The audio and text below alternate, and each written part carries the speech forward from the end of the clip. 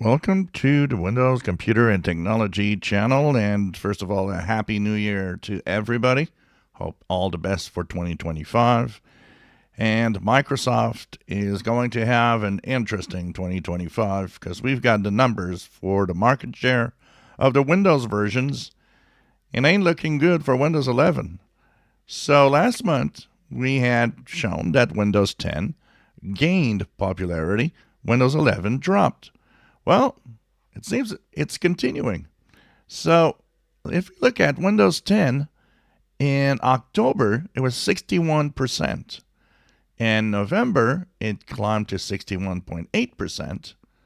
And now in December, it's at 62.7%. That is almost 1% more. What is happening? It seems that Windows 10 is not just hanging on, it's climbing.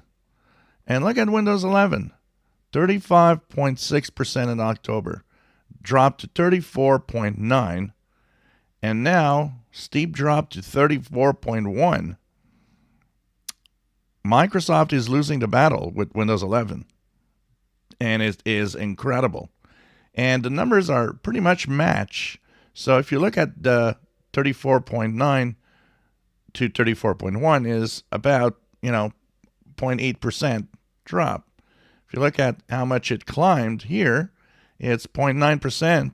It's roughly people from Windows 11 have moved to Windows 10. The numbers are pretty close. So this is very shocking.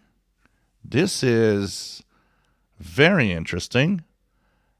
And we're starting to wonder what's going to happen next. Windows 10 totally refuses to die and is actually climbing. Microsoft will have to address this, because if at the end of 2025 things don't change, Microsoft will have to decide a different tactic and a different way of having people either go to Windows 11, or it will have to decide that Windows 10 is going to be something that's going to exist and move on for more than a year. This is incredible. Incredible.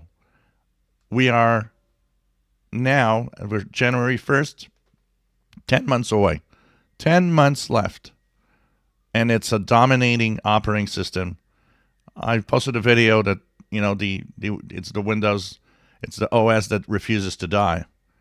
And it's obviously really refusing to die. So we'll see what happens next, but 2025 is going to be a hell of a year, and the market share of Windows, and seeing what Microsoft's decisions are going to be. If you enjoy my videos, please subscribe, give us thumbs up. Thank you for watching.